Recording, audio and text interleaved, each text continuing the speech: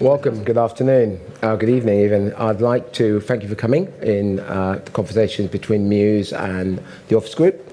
My name is Peter Felix. I've been in corporate finance, can't believe I'm going to say this, for nearly 35 years. Started off with major corporates, working with my colleagues sitting over there, and worked my way around the industry. My specialism is in working capital and helping businesses to grow and obtain the best possible services in terms of what's the best angle to get money, how to get it, and I'm joined today by my colleagues. First, on my left is Cesare McArdle. Hi, good afternoon, everyone. So, yeah, my name is Cesare, which you probably wouldn't have guessed from the spelling of my name, but I promise it is. So I'm a solicitor. I've been doing it for not quite as long as Pete. Not even been alive as long as Pete's been doing corporate finance, but there we go. Yeah, so I specialise in commercial and construction law. So I specialise in advising people on their contracts, and so that's business-to-business contracts, business-to-consumer contracts, supply, all those kind of things. We do the drafting and the advising on them. So I've been doing it for nearly 10 years now, advising different businesses internationally and locally in all different warps and all different industries with a particular specialism in construction. So I'm hoping there's some construction businesses in the room today, but if not, never mind. Okay. So that's me. Thank you. And on my right, I have Glen Morgan. Hello. I'm Glen Morgan. I am CEO of two companies, Credebt and It's Settled. My entire career, 28 years now, has been in credit management, working capital, cash flow management, etc.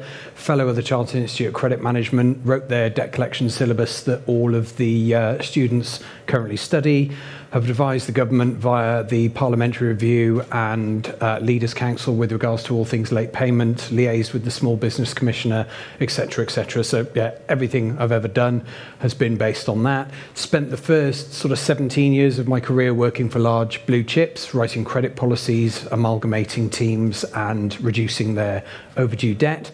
Set up my first business, Credebt, in 2009 to offer that to small and medium-sized businesses. We've helped about 1,700 over the years, some from a sort of turnaround and insolvent situation, working for banks and invoice finance companies, and some working for trading businesses. And then 3 years ago, set up my second business, It's Settled, which is an automated credit control platform, again, to help SMEs manage their cash flow effectively and get paid on time. That's it from me. Thanks, Glenn. So why are we here? We want to talk today around about protecting your working capital, your cash flows, looking at your contractual terms, and looking at what you can do yourselves in regards to credit control and bringing cash in, particularly in the light of our last 2 years of COVID. You've got an artificial environment at the moment where there's a lot of government money that's sitting on the liability side of your balance sheet, and that's got to be repaid. A lot of businesses saw the word free and didn't actually realise it's got to be repaid, and now they're in the marketplace where they're going to have to stand on their own 2 feet in order to try and convince a lender to provide cash. And we're now talking about having to provide the personal guarantees and so forth.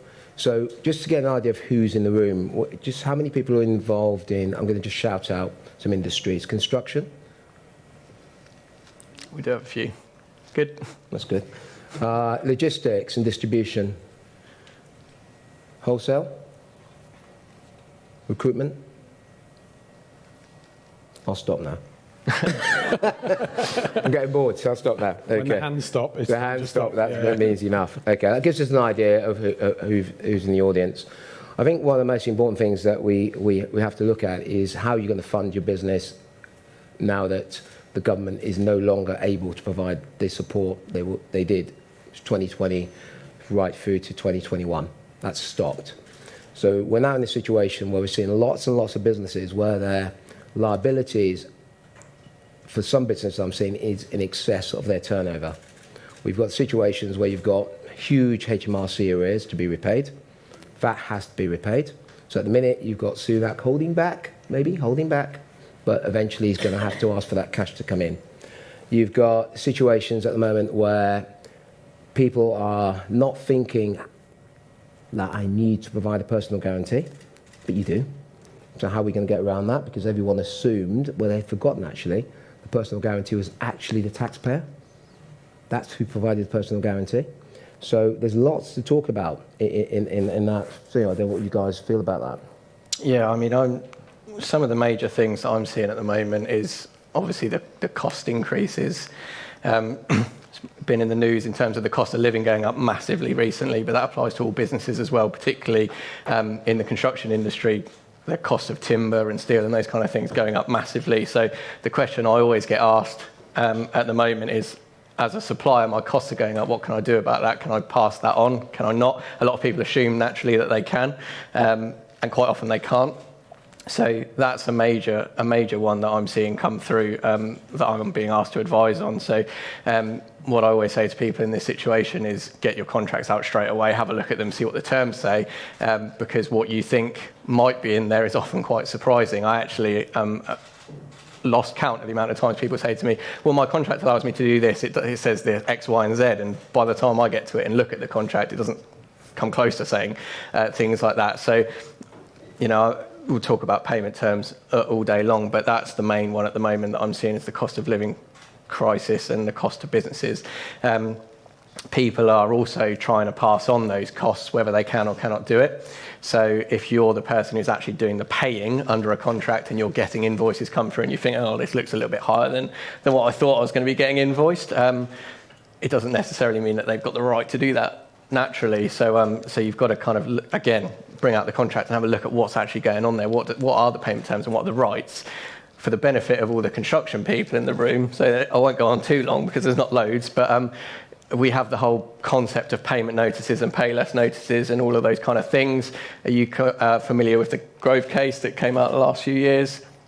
There's very much a concept in construction now where it's kind of a pay now, argue later. So if you get lumbered with an invoice that you think looks high and they've tried to take account of rising costs, you've got to go through the process of giving pay less notices and things like that. Because if you don't, you might end up having to pay that invoice before you can even try and bring an argument that it's not the reflection of the true value of the works and things like that. So that's construction. Make sure you follow those processes, really important. But I can't stress enough to people is when you're looking at these things is get your contract out and have a look at it and see what's going on. But, you know, there's loads of others, the war in Ukraine and all those kind of things. Do you often feel, how do you feel about that, Glenn? Yeah, I mean, we've seen sort of people coming to us because, first of all, there's what the government have said, and then there's what's happening in reality. So one example of which is Recovery Loan Scheme. Launched with big fanfare, didn't tell anyone that if they'd already borrowed to their maximum through CBILS, they'd get nothing, which is why so many billions were launched, you know, through CBILS, but nowhere near as successful. The other key thing is they said, right, bounce-back loans can be stretched to up to over 10 years, and we're going to do the same with all COVID loans. And that was wrong. They've not actually told the banks anything about that. So if you took out a CBILS over 5 years, you had your first year free. Now you're having to repay it. You've got 4 years to repay it. You go to that funder, you say, I want to stretch it. They say, no, there's nothing, we don't have to do that. We haven't been told to do that. We've been given no guidance. So that was just something that was launched in fanfare in the media to make people think, oh, it's all going to be okay. Now they're having to pay it. You know, UK Finance have launched quite a bit of research last year where they were saying about how there wasn't anywhere near as many defaults as they were expecting. Well, of course there's not, because they haven't had to start repaying them yet. So that's when that all comes through. So people come to us and they don't really care about credit control. Who really, you know, it's not exciting, it's not sexy, it's not really that interesting. Credit management, collecting in your debts. What they want is money. And when we tell them that they've actually got some there already that they can get hold of, then that's a bit of a surprise to them. But the only reason they come is because they've run out, because everything else they've had in so far has been spent. So thus far, that's been our sort of perspective on it, is that people only realise it's an issue when they're like, right, I've burned through all this government money, now I need some more, I can't get extensions, right, I'm now going to really need to look at what I've got within that I can generate some cash from. No, I agree with that. So what do you think about in terms of businesses, look what they can do themselves in terms of credit control? I often find that when I'm out speaking to a business and I'm trying to understand their credit terms, within seconds, it occurs to me that they don't understand their credit terms. So typical argument I will have is, your invoice says 30 days, what does that actually mean? And just even small things like 30 days date of invoice is missing, or 30 days in the month. So when I throw in my interpretations, being the cheeky chap that I am, so does that mean 30 days end of 12 month following then? Is that your credit terms? Because nothing tells me that it's not. Yeah. And it's just that small little things which Well, if they got that right, do you think that could actually help them get cash in? Yeah, absolutely. Because 30 days end of month really means 45 on average, and We're and 77. yeah. But I think quite a lot of people, they'll accept whatever terms they're dictated to. I mean, the government did bring in something a number of years ago that if it says no payment terms, then the statutory ones are there. 30 days. But the majority of people will sign most things, accept most things, and then worry about it afterwards. And too many people go, right, if there's 30-day terms or 45, whatever we've said, that's when I start chasing. And that's the mistake, because they haven't checked, have these people got the invoice? Is it cleared? Is it going through the process? Is it going to be paid on the date? By the time something's due, you should have contacted them a couple of times by then to make sure that, that there's no issues. And I think that's where it falls short. I think it's often the problem with SMEs, though. You tend to find that the guys are actually working in the business rather than on the business. So if invariably they tend to raise their invoice 8 o'clock at night on the coffee table, kids are running around, the dog needs to be walked or fed, then they get the invoice out, and invariably nothing happens after that. Yeah, we've had directors who spend their entire working week, get to about 3 o'clock on a Friday afternoon and go, going into the weekend, my cash flow shot to bits and I've got bills to pay next week. Right, I'm going to hit it hard for the next couple of hours. The worst possible time in the week. Everybody else has gone. It's just them. It ruins their weekend. They go into the weekend, by 6 o'clock at night, they've given up. They go into the weekend worrying about whether they've got a business to come back to on the Monday. And that's unfortunately with the small businesses, when they haven't got that many people or resource, or the other mistake they make is giving it to jack of all trades. So somebody who's a generalist accounts person who does payroll, accounts payable, management accounts, and occasionally if they get a little bit bored, they'll do a bit of credit control, and then they wonder why the money doesn't come in. It's amazing how important credit control is and how little significance businesses actually give that. It's often quite surprising. Yeah, I mean, I would say it's boring, right? Yeah, exactly.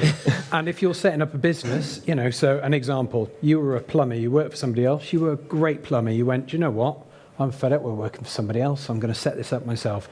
You find yourself in 3 years' time with 12 people working for you, turning over £1.5 million, getting projects coming at you, you can't get enough work in, and everything's gone fine for a while, and then all of a sudden, you look in the bank and you go, I haven't got any money, can't keep going with this. You've employed 12 people. You've not thought that any single one of those should be even remotely connected to credit control, because they're not going to get you any money. They're not going to make you anything. So why would you appoint them? Yeah. It's probably, for most companies, the 20th or 25th, maybe the 30th appointment they're likely to make is somebody who knows how to get their money in for them. Only when they run out of cash. Yeah. Do you find that a lot of businesses, and this is to both of you now, they get totally confused between profit and cash? Because I think someone said to me today they've never seen a business with cash go bust. They've seen a profitable business go bust all the time. Yeah, absolutely. I mean, you've got to kind of be a bit of an idiot to run a non-profitable business once it's established, because you know your margins, you understand whether you're making a profit or not. But yeah, people completely forget and go, actually, this money hasn't come in. I've got these bad debts sat here, and I was mentioned to you earlier on, you get people who apply for invoice finance facilities, £500,000 on their ledger. I want 80% of that, please. I want 400,000 in my bank within 48 hours, Mr. Invoice Finance Company. And then you look at it and you go, well, 250,000 of it's over 100 days due. You won't find many invoice finance companies who will touch that with a barge pole. Who does the company blame? Oh, it's the invoice finance company. They won't give me the facility that I'm looking for. It's not their fault. It's because it's been allowed to drift before you've gone to them. You're hoping for that quick fix and it's just not there. It gets back to what you said, really. Much credit control is a poor relation to the entire business function. Yeah. Where it should be the most important part in the sales and operation processes. Yeah, absolutely. Okay. Absolutely interesting to see that. I would definitely kind of echo what you're saying and just pick it up on something you said earlier about people not understanding their payment terms. That really resonates with me because so often, as I said earlier, people come to me and they say, well, I'm getting into these issues, they're not paying, things like that. And I'm like, well, do you actually know what your contract says? Do you know what the payment terms are and things like that? And I see invoices that say net 30 days, and I say to them, well, what does that mean? And you can ask 5 different businesses, 5 different people. Net 30 days means different things to different people. It could mean 30 days from the date of the invoice. It could mean 30 days from the day after the date of the invoice. It could mean 30 days from the end of the month, which some people take, like, net end of the month. There's always loads of nuances when it comes to payment terms as well that people really need to be careful of. And if you want to make sure, well, you know, people are on different sides of the fences, obviously, aren't they? You're the person getting paid, you want to make sure you're getting your money in, or if you're the person doing the paying, you want to make sure that you're managing payments going out. But quite often people, having not read their contract or not fully understood it, won't notice the nuances. So I've seen provisions that say if you don't give the invoice by this particular time, you can't then give it. You have to wait till your next payment cycle, and they miss it by a couple of hours and think they're going to be fine. Well, 9 times out of 10, they probably would be fine. Businesses are commercial, everyone's kind of in it together to a degree. But it's only when that person that's doing the paying is struggling, they might start holding you to the terms of the contract and things like that. And the law is actually quite pernickety about some of these things, as I'm sure it won't come as any surprise to anybody in the room. But you know, we talk about invoices, and a lot of contracts will say your invoice has to have X, Y, and Z on it before I will even contemplate it. And people just don't pay attention to that. And 9 times out of 10, like I said, the invoice gets paid, happy days. But it is when the person paying starts to get into issues, they might look to the contract to find any reason to get out of paying, and that's just an easy one for them to do. Well, your invoice has to have a VAT number on it, it has to be addressed to this address, it has to be sent this particular way, and you've not done that, therefore I'm not paying it. Now, you could rectify that, but if you couple that with the fact that it needs to be in by a certain time, you might end up waiting for the next payment cycle. So when I say the law is quite pernickety about this, the courts have actually said some interesting things on sort of if your contract says you have to give a notice in a particular way. The courts have even come out and said if your clause says, for example, the invoice has to be on pink paper and you give it on yellow paper, it's completely anecdotal, but the courts have literally said this, it's not good enough. Don't sign that contract, yeah. Exactly. Well, I'm not going to enforce the payment of this invoice because you haven't served it in accordance with the requirements of the contract. So many people, they do get by and it works to a point, like I said, but so many people don't understand or haven't read the kind of these intricate details. I suppose that's what we're there for, to do the boring bits, because nobody wants to do any of this kind of stuff. But yeah, it's actually really important. And you know, if you're issuing invoices and they're not in compliance with the contract, it could just delay payment, and that is going to cause you cash flow issues. I'm thinking, I actually had a client where it was quite clear they didn't read the contract. To be fair, it wasn't the most user-friendly document on the planet. It was huge. Did I draft it? It was absolutely huge, and because I'm quite a boring individual, I read it. And then one of the most important clauses in there was in respect to public liability insurance, in terms of what they were doing. And the contract specifically said an amount. Our client had 10 million, and they needed twice that. So technically, would they have got paid in a bus situation? Probably not. Well, I mean, we made them go to 20, by the way. It does depend, because some contracts will say payment of the invoice is conditional on you doing all these kind of things. So I see it in construction contracts a lot. Give me all the collateral warranties I want, otherwise you're not getting paid. Some of them might say if you don't have the right level of insurance, you're not getting paid. I would say that was rare. Okay. I don't see that particularly often. But if you've got a situation, though, being devil's advocate, that I'm a subcontractor and I'm in financial stuck, and the main contractor's thinking, well, I can bust this company here and basically subcontract the work out elsewhere at a better rate by giving the turnover to someone. You could get your very smart lawyer to say you breached the terms and conditions. Why wouldn't you do that? You potentially could. Yeah, you absolutely could. I think it very much depends on the terms of the contract. Everything comes back to the terms of the contract ultimately. But if you've got a provision that says you need to hold 20 million of public liability insurance in your case, and the person was like, you've not got that, therefore I'm going to go somewhere else, they might actually be in breach by walking away. Okay. They don't necessarily have the right to walk away because you've breached one term of the contract. If you breach one, you've breached more than one. Probably, yeah. Yeah, that is invariably the case, yeah. But when it comes to the insurance things, what I see quite a lot is the headline figure, so 10 million, 20 million, whatever. People are like, well, I've got that, that's fine. But you've got to look at the basis of the insurance as well. So some insurance is on a per occurrence basis, some is on a per claim basis. I'm not going to bore everyone with an insurance lesson, because I couldn't do it to start with. But yeah, so and they're not following that. They're not following those requirements. And some provisions will even say, if you don't have the required level of insurance, we're going to take it out for you, and we're going to reclaim that money after taking it out for you back from you. That's going to cause cash flow issues again. I've not personally seen it enforced, but it can be done. You can go out and say, well, I'm going to take out that insurance. I actually don't really care that it's going to cost 10 times what you could have got it for. I'm going to do it, and I'm going to take it out in your name, and then you're going to pay me for it. And then I've got a debt claim against you. So yeah, there's loads of things that can happen if you don't kind of look. What I'm saying is the importance of that really is that a lot of businesses, SMEs in particular, will go to a funder for funding and not realizing that the way in which they present their business may not necessarily be showing them in the best light, particularly as the funder is going to read the contract. And if the contract doesn't fit the security profile, then you don't get the money. Simple as that. You don't get the money, right? Yep. And then everyone says it's the banks for not lending. But it may be the SME for not reading the contract and going back to Kia and saying, Kia, you need to remove these terms and conditions to enable me to fund your contract. And which they won't do. Which they, Any of the top 10, not only will they not do that, but they've got whole departments set up to do all the things that you've just been talking about. So, yeah, deepest sympathy to anybody who does deal with construction in the room. I know there was a few put their hands up because, yeah, JCT contracts. Have you ever actually read a whole one? 250, 300 pages. I know you would do, obviously, but there's so many hidden things in there which I think when people are signing them, they think, well, that'll never affect me because this isn't going to happen or that's not going to happen. But it's the same with any contract. When you're signing up to, you've always got to look at it from a disaster tolerance point of view. You know, if the worst did happen, would I get my money? And if the answer to that is no, then be prepared to push back on it. And JCTs are just a classic example. But yeah, the sort of top 10 construction companies, we've come up against them a number of times, and they have whole departments to tell you exactly why clause 8.7.3 that you've never even seen because it was in the 14th version before the one that you've been sent means that they don't have to pay a penny. Absolutely. And you're in for a big battle, and they've got big legal teams and plenty of money to spend on it. They'd rather spend money on that than actually paying it in the first place. Okay. So, And I've actually seen this in action, as in I've seen the power players kind of look to enforce provisions and things like that and really kind of hold people to task on their contracts.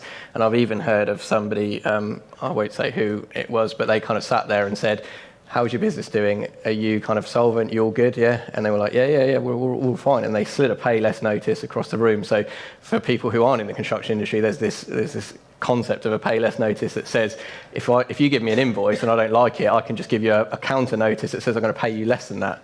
Pay less notice. So they slid a pay less notice across the table and said, how about now? And it was that brutal. And they just sat there and you just think like, yeah, they really can hold you to the terms of the contract. Everyone thinks that you're commercial, you'll get along, and heaven forbid that they do this, but it does happen for sure. yeah, I mean, we're dealing with a worst case scenario at the moment, 300 million turnover construction business, which I probably shouldn't mention the name of, but it's the biggest one that's gone pop in this country in the last 12 months. And yeah, exactly that. They have tried everything leading up to their administration. They've tried absolutely everything to wrangle out of everything with everybody. You know, I know the administrators, excuse me, when they're appointed, most times when you have a meeting of creditors nowadays, nobody turns up. You don't get anyone there. There's 140 people there.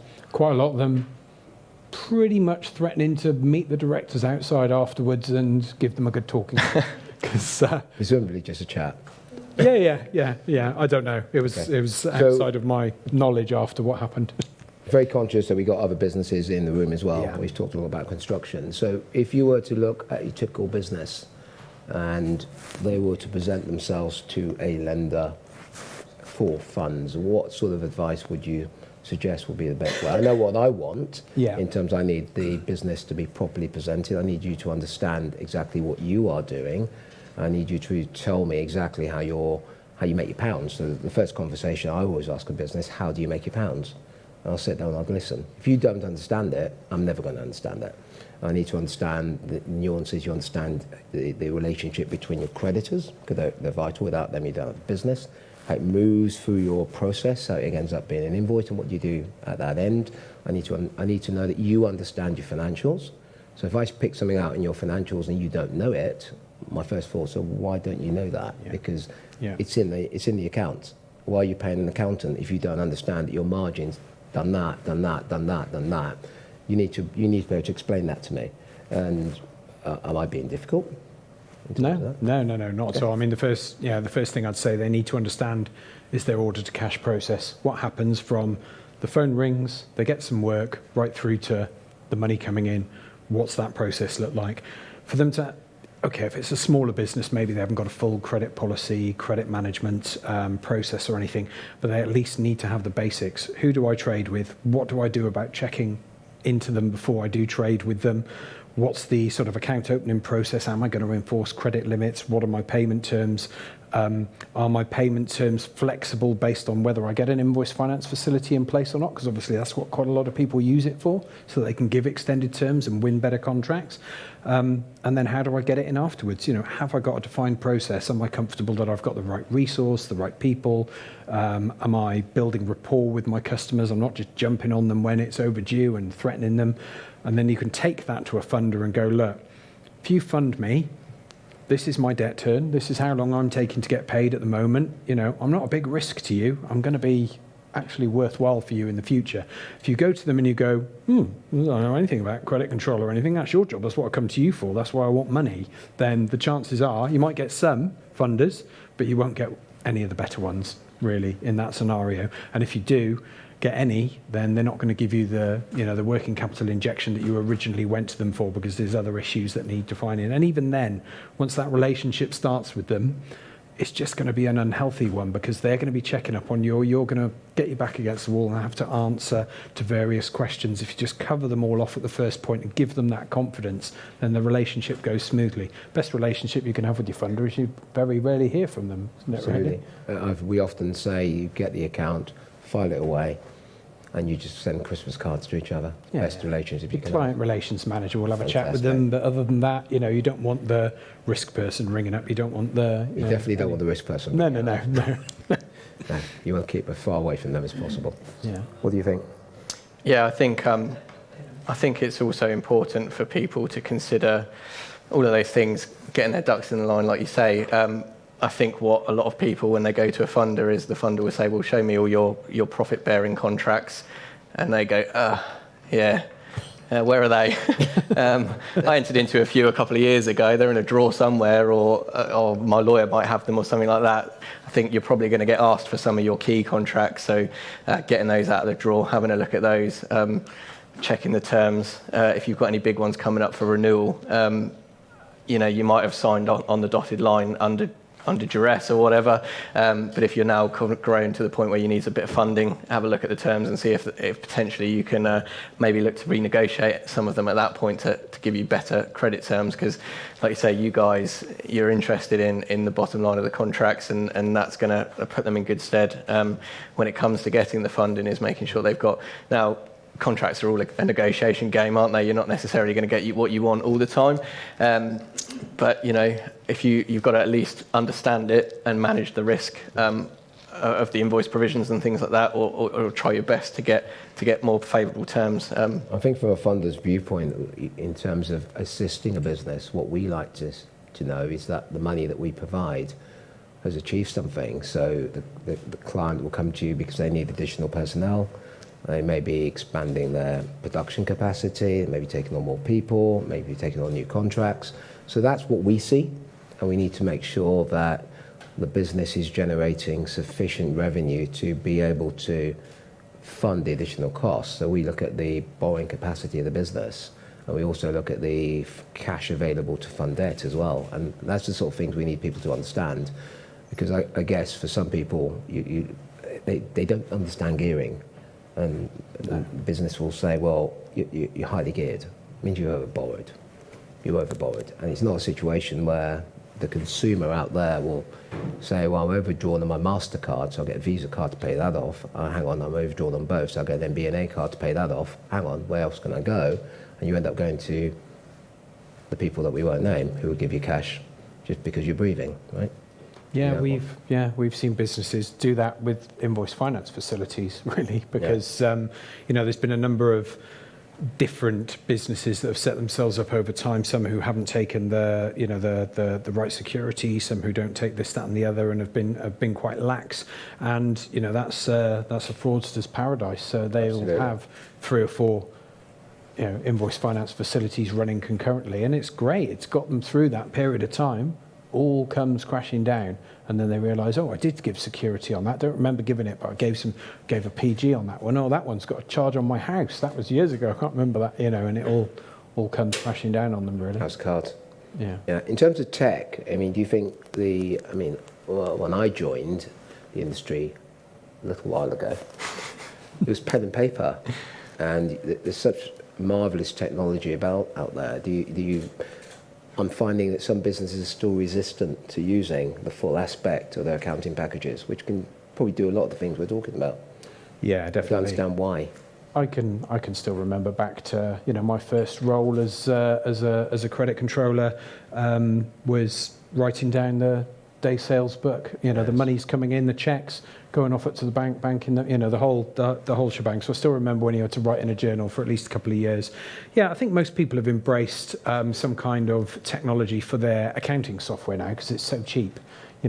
In the 80s and 90s, it was Sage or nothing, and it was server-based, and it was a couple of £100 a month minimum, whereas now, what are they start probably at 11 or 12 quid, especially with the deals. So there's no reason not to have an accounting software package. I think it's the other elements that, credit control being one of them, where people are not necessarily very quick at embracing technology. That was one of the reasons, obviously, that my second business was set up to do that, is to offer, those types of things, because people aren't interested in the manual side of things. It's quite expensive with postage and stationery and everything like that.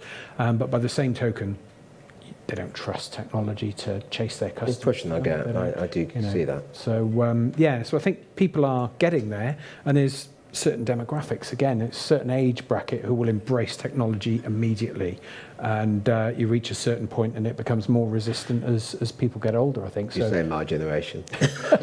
I'm saying if you're a late starter setting up a small business, then you might be less inclined to embrace it straight away than you would be if you're fresh out of uni, going to set up a business. You're like, all the technology in the world is probably your oyster at that point. Yeah, I agree with that.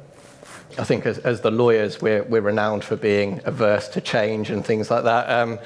I think it wasn't that long ago that we were writing contracts with quills, so probably not the best person to be talking about technology and things like that. But I think from what I see of businesses, it's mainly the kind of upfront costs, isn't it, of the tech that's the stopping point. As a firm, we're looking at AI and things like that at the moment, and I think for us, it's the cost is the big bear, and kind of, are you going to get the rewards off the back of it? I think the answer generally is yes. I think you need to embrace all these things. You need to make sure that you're ahead of the game, otherwise you'll get left behind. And actually, I think those costs, particularly when it comes to cash flow, is the most important part of the business, isn't it? So embracing the tech that's out there.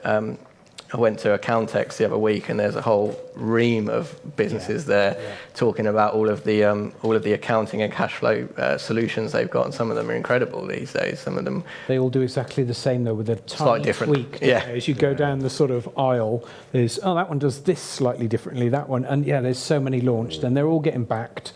VCs are throwing money at it, or at least they were until sort of 6 months ago. It's a huge thing. The sort of fintech, market at the moment. They see, what everybody can do. But it's, I think, because it is so huge, there are so many different options that I think accountants struggle, business owners struggle. What tech do I use? There's so much on offer. What's going to be good for me?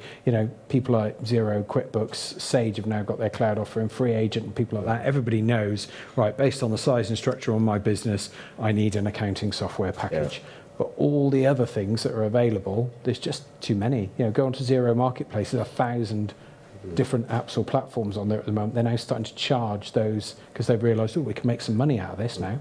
Anyone who integrates more than 25 accounts into Xero now has to pay them because they've realised they'll make some money from it. And so, the market's changing because there's just too much available to people, I think. I attended the digital accountancy show yesterday. It was quite interesting. One major bank has gone into that market in a massive way, and they use it as a feeder for their accounts. So from there, they've got their own software package, which works up to a certain level, which is really, really good. And then it migrates into Sage.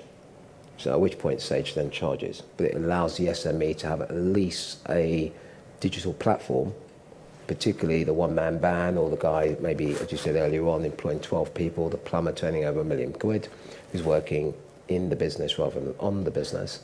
And it's quite interesting to see the link up between this huge monolith of bank with Sage, and it just looks seamless. And it's obviously now is the time of the fintech. Well, we're fintech. It'll be quite.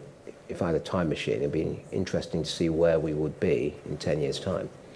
Yeah, well, yeah, because I see it from the two perspectives. Obviously, I've got a fintech, and then I've got your traditional, I don't like to use the word, but it's a debt collection Brick and agency. mortar, yeah. I prefer debt recovery, receivables management, whatever you call it. It's debt collection agency. I hate the name because everybody goes, oh, you're like those blokes on Can't Pay You, Take It Away, knocking on doors. No, none of that. Nothing to do with consumers. We're not bailiffs. But when you say that name, it's there. So, yeah, I can see it from both perspectives. The one where you see the resistance to a certain extent to embrace the technology, but then when people do, God, they're so glad they did. They really are. They're raving about it. They're like, oh my God, I can't believe I didn't do this. It's like invented fire. Just that barrier. So yeah, you'll have the same. I think the difference is with yourselves is that people desperately need you. Yours is more sexy. It's more interesting. Yeah, I get money. Much more interesting. Oh, I've got to do some credit management. It's just good. What do you think? Well, something that I just wanted to ask you actually is, in terms of protecting businesses, where do you kind of come down on the late payments and kind of do you have a view on late payments and what people should be doing about them? I've obviously got some views on it from a legal perspective, but from a commercial perspective, what do you think people should be doing when they get faced with late payments and bad payers? I think we sort of almost covered that in the sense that if you've got a credit term and your credit terms are explicitly 30 days date of invoice, I personally think a week before the credit term expires, just remind your customer that they owe you some money. There's no harm in sending that. The text there, send them an email. In respect to email on invoice number 21, £25,000, is there an issue? Is it on the check run? Simple question. If they don't respond... Don't let them pay by cheque, though. No. By backs. It's just that old brand, isn't it? Just make sure your invoice is on the payment run. If it's not, why not? Is there an issue? I think one of the best invoices I've seen from an SME was notify us of any errors or omissions within 7 days of this invoice. Yeah. Brilliant. Absolutely fantastic. Yeah. And you don't see that. You saw that maybe 30 odd years ago. But it's quite good to see this quite a young business actually had those terms in, and it was in bold. So you'd have to literally be Ray Charles not to see it. You just literally, he's a blind guy, in case you don't know. And I thought that was fantastic. My other take on it would be to trade with businesses who you can get credit insurance on. It's quite important because obviously if you've got a customer. There's a lot of potential bad debts out there. There's lots of, anyone can sell. It's fairly easy to sell. But are you selling to a customer that can pay you back? Are you selling to a customer that, in the event that they go bust, want of a better word, are you covered by the credit insurance? Because obviously, if people don't really understand bad debts, so someone will say to me, I've lost £5,000. Great. But if you're operating on a net margin of 5%, you haven't lost £5,000. You've now got to find £200,000 of turnover to get that money back. And your best BDM will not get you that level of sales back. Yeah. So I'd say chase early, insure your debts where you can, and don't listen to the sob stories. Yeah, with regards to late payment, we advise check in within the first week to make sure they've got it, giving them that opportunity to query it if they want to. But yeah, having your terms and conditions state a certain period of time, after which time they won't be accepted. Certainly if you're delivering something as well. Yeah. Check it, come back to us. If it's not within 7 days, we don't want to know from you because you could have done anything to it during that time. You signed the POD, tough. 5 days before it's due, like you said, this is coming up at month end. There might be a bunch of them. We just want to make sure that this payment is coming to you. That's another chance for them to maybe make an excuse, but at least they're making an excuse before it becomes an impact on your cash flow. 2 days after it's due, so allow for month-end banking or whatever, 2 days after it's due, first overdue letter goes, 7 days later, next one, 7 days later, next one. By that stage, it should be an LBA. You've already given them 4 opportunities. You're not going to annoy your customers if you treat them all exactly the same. And then don't be afraid if you are threatening with a letter before action to actually take some action. Send them an M1 claim form completed saying it's going to be filed. Send them a statutory demand if they haven't queried it. People are not brave enough to do that. And the people that tend to carry on like that for a period of time are the ones that go out of business because they weren't brave enough to do that. People think, oh, you're chasing too hard too soon. You're not. That's the 5th, 6th, 7th, 8th touch point by the time you're getting to that point. It's perfectly reasonable. And don't forget, you're doing that for your good customers and your bad ones. It's just that the good customers don't get letter 2, 3 or 4 because they pay on the first one, if not before. So yeah, I feel very passionately about late payment. I've spoken quite a lot to Liz Barkley, the Small Business Commissioner. There's a bit of legislation there. People can charge late payment, interest and compensation. Why is anyone going to pay that if they're not paying you the invoice in the first place? And how much admin do you have to spend putting all that together, sending it to people, just for them to ignore that as well? So I firmly believe that anybody who doesn't pay to payment terms shouldn't be allowed in any way, shape or form anywhere near any public sector contracts whatsoever. That would put a stop to it, certainly. I think there's a 5 million threshold or something at the moment. Should be a penny. Quite simple. You don't get any public sector work if you don't pay on time. You've got the prompt payment code, which is optional, which people take themselves off, just like Tesco did when it got reduced to 30 days a couple of months ago. They went, ooh, we can't achieve that, so we're just going to take ourselves off. Has it had any impact on Tesco? No. Doesn't stop people going in and buying their stuff, and they know it, so they don't care. So there needs to be more things brought in that stop it from happening, because it's the small businesses that are completely, unfairly penalised on that side of things, because big businesses have got the skills, the people, the size, the system to go, oh, I didn't pay that because this little thing was wrong with it. You do that to 10,000 invoices a month, what does that do to your working capital around everybody? That's 10,000 small businesses impacted because you've got the resource to put into it. So it's getting you to the front of the queue all the time and making sure it's not an impact that could be terminal. No harm in being a little bit of a nuisance, really. That's what you're saying. No, a nice, polite nuisance, but that's not a bad word for it. I think the late payments is definitely one where probably law, the contract and commercial reality, they're not aligned. So not many people will hold people to the terms of the contract to the letter. I think if you did do that, you'd get a pretty well-known reputation in your industry pretty quickly. A lot of industries are quite small and people do find that out. But the things I would say to people is if you're constantly allowing somebody to pay late and you're not doing anything about it, you might actually find that your contractual terms are actually being varied over time. So if you have, say, 6 months, a year of, well, we've accepted 60-day payment terms as opposed to the contractual 30-day payment terms, you might actually find that if it ever went to court, they've turned around and be like, well, you always accepted 60, your contract is actually now varied to 60 days. And then when you actually don't want that, you're in real trouble. And there are clauses that can stop that happening and the courts will enforce that, but it's still possible. So it's definitely something people need to be wary of. And, you can easily waive your rights to enforce a contract. If you don't act under the terms of the contract, you can waive the rights that you've got under that contract, and then you can't come back and try and recoup your losses at a later date if you have kind of affirmed a breach or something like that. The other thing I wanted to pick up is interesting what you said about the late payments interest, because that is something that I think quite a lot of businesses don't fully appreciate. So a lot of businesses, if they're the payer, they'll look at their payment terms and be like, oh, there's no interest clause on late payment, so I'm never going to have to pay interest on late payment. And they don't actually realise that the law will imply an interest rate in a lot of cases. Or a lot of people that are being paid will say, oh, there's a 5% interest rate, brilliant, that's great, I can have that. But actually they don't realise that the law will imply an 8% interest rate over base. So understanding some of these nuances in the law can actually really help you. And just because it doesn't say there's interest doesn't mean that it's not going to be implied. And there's a lot of people out there that don't fully appreciate those kind of things. And that's where it always surprises me, because payments and credit is the lifeblood of any business, right?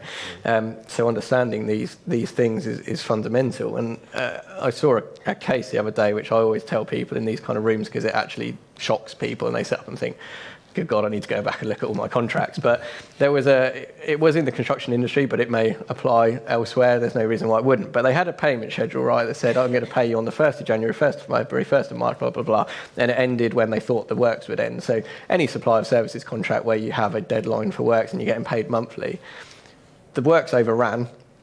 And what the court said in that case was, you had a payment schedule that finished on the date that you were supposed to finish the work. They've overran by 6 months. You can't get any more payments now until the end of the works.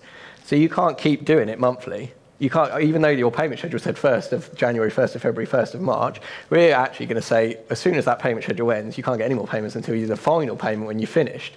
And people are always like, you're joking, right? And I'm like, no, the courts actually have come out and said this. So things like that as well. simple things, really easy to fix. You just get a payment schedule that says on the first of the month thereafter. You know, lawyers also always try and seem like they're over-engineering things, but just a one line. And it's things like that can really save businesses on big projects. Just little things that, you know, can make a massive difference. Yeah, definitely.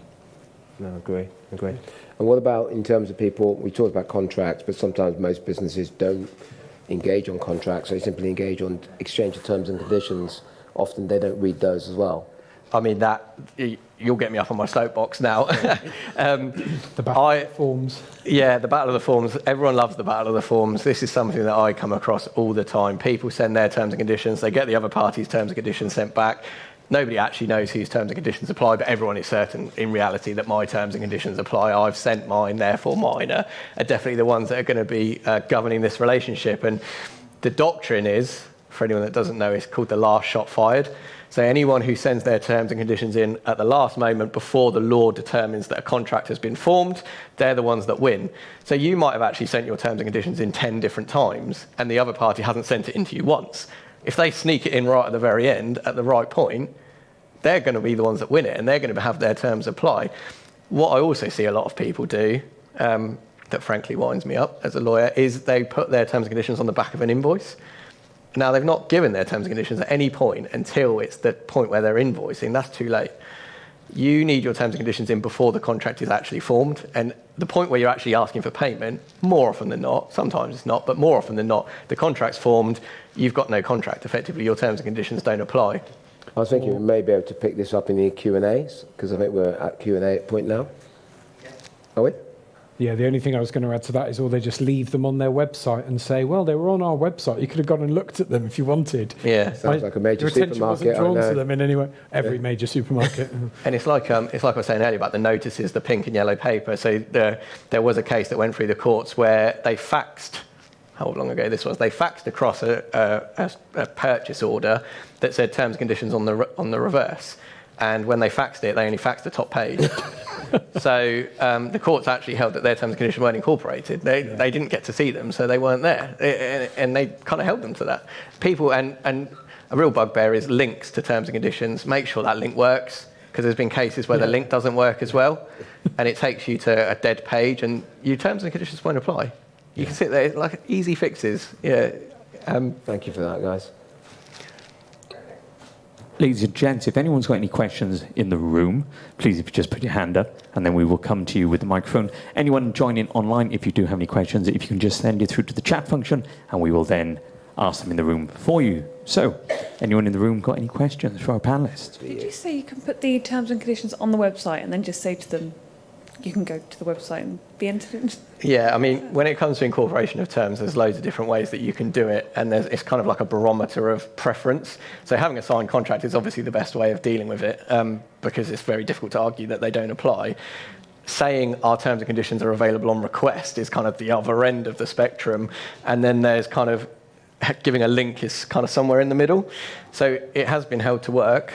If you do say our terms and conditions are available at this link, follow it, as long as they are available. You've also got to bear in mind that it depends who you're contracting with, right? So if you're contracting with other businesses, you can get away with a bit more than if you're contracting with consumers. The law is very protective of consumers. And if you don't bring the terms to sufficient attention of the consumer, in some instances, you have to flag clauses and say, like, whenever we draft business to consumer terms and conditions, we put a box at the top and say, here are the most important clauses, read these ones. If you don't read anything else, read these ones. So in that case, providing a link is a bit more kind of dubious, but it can work, as long as the link works, like I said. Yeah. I mean, I think the key thing you were saying as well is, if the terms and conditions are just on the back of an invoice, that's too late. It's a bit different if it's a purchase order or an order that's come in or whatever, and the point of sale hasn't occurred, then that's a little bit more powerful. But yeah, if you're sending an invoice out, the entire transaction's already taken place. Sticking it on the back of there, if that's the first time they've seen it, is less than useless, isn't it, really? Yeah, absolutely. Yeah. Hi. Just on the construction contracts, I've often seen the fact that it often takes a long time for construction contracts to be signed and executed. Yeah. But there's pressure for works to start, and you often find that the Sometimes the work has started before the contract is actually signed, and you also have sometimes issues with variations where you're forced, the contractor's forced to do the work before the paperwork is signed again. So where do you stand in that type of situation? I mean, in all of the construction contracts that I've dealt with, they're very, very rarely signed before work start. So sometimes you'll put a letter of intent in, sometimes you just won't bother. It applies to all commercial contracts, this. There's nothing to stop you putting effective dates in your contracts that say you started the works on X date, therefore as soon as we sign this contract, it takes effect from that date. So you can do that. And a lot of construction contracts will say it applies to all the work. So I would definitely, naturally, I would warn against providing services and providing goods or providing construction works or whatever before you've got a contract in place. Commercial realities is not always possible. Definitely get it in as soon as you can. Letters of intent can be useful. So you can have like a stopgap contract that's very short, really easy, quick to get through, caps on the amount of payments we're going to make under that provision, that contract, and it kind of tides you over.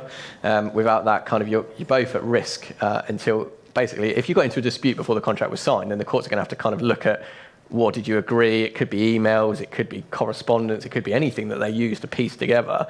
So you're at risk. But once the contract's signed, if you've got an effective date or something in the contract that says this is deemed to apply from 1st of January because that's when you started the works, then you're fine. It's kind of that period in the middle that you're at risk of, isn't it? I'm not a massive fan of letter of intents. I don't think they get dealt with properly, is the answer. Because what you then do is you sign a contract and you ignore the fact that the letter of intent is in place and you're not terminating the letter of intent, or you've made payments under that letter of intent. Well, are they taken into account when the main contract is signed? Well, absolutely, they should be, but sometimes the contract doesn't say that. Easily overlooked. So, much prefer to get the contract in place. Commercial reality probably doesn't happen very often, so there are ways of getting around it and ways of easing the kind of pressure, I suppose. Okay, so I have a client at the moment. They've signed the letter of engagement, which is, yes, that was signed at the beginning. They've also paid a 30% deposit. Now, I've carried out most of the work. They haven't done the signing. Something's happened within the family, and he's phoned me to say, oh, I don't know if I want to go ahead anymore. So where am I at with getting paid for the rest of the work? So you sent your engagement letter. Yes, you started work. Mm-hmm. Can I ask what it is you do? So estate planning. Okay, and so you started the works in good faith, but they didn't actually sign the contract? So they've signed the letter of engagement, but they haven't signed the documents. So I would probably say maybe 60-70% of my work's been done, but it hasn't all been done, so I can't invoice them. But then, otherwise I don't get paid anything really. Oh, I see, right. So you're waiting for them to sign some documents and then you can release your invoice kind of thing. Okay. That very much depends on the terms of your engagement letter, unfortunately. If your engagement letter clearly says we will invoice when it's all done and dusted, then you might find yourself in a bit of trouble. You might want some backup provision that says, or like a backstop date, or if you're saying if the reason why they're not signed is because of you, then we may be able to invoice in advance. The only thing you could really do if it doesn't have that right is try and look to see if they're breaching the contract in some way. Now, nobody wants to waive a breach of contract at somebody, but it can be a good incentivizer to get them to do it. Yeah. I mean, I would always say just have a discussion with them. Yeah. That is the most sensible way of dealing with it. Probably sounds counterintuitive from a lawyer to say don't get the law involved, but if you can have a sensible discussion and resolve it, that's always the best way of dealing with these things. But like I said, as part of those discussions, if they're not moving on it, if you can point to some kind of provision in your engagement letter that says you're not really complying here, you need to get your ducks in line and deal with it that way. Maybe worth having a look at what your engagement letter actually says. All right.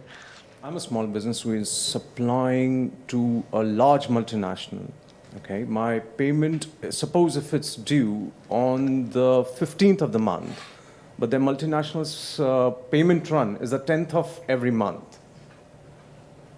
How would you approach them without antagonizing them by saying late payment charges, interest payment charges, because they are going to be late by 25 days. What do you do in that case? It's a really good question, very difficult to answer, because quite a lot of businesses in your position, you're almost kind of beholden to these clients, aren't you? a lot of the time they're a big part of your revenue stream, these big clients, and so you really don't want to hack them off. There is no kind of silver bullet here. There is no magic solution. Ultimately, it's not your problem that their payment run is this date. If the contract says they have to pay by a particular point, they have to pay by a particular point. In reality, they're not going to change their payment runs for you. But they're just not going to do it. So you kind of almost...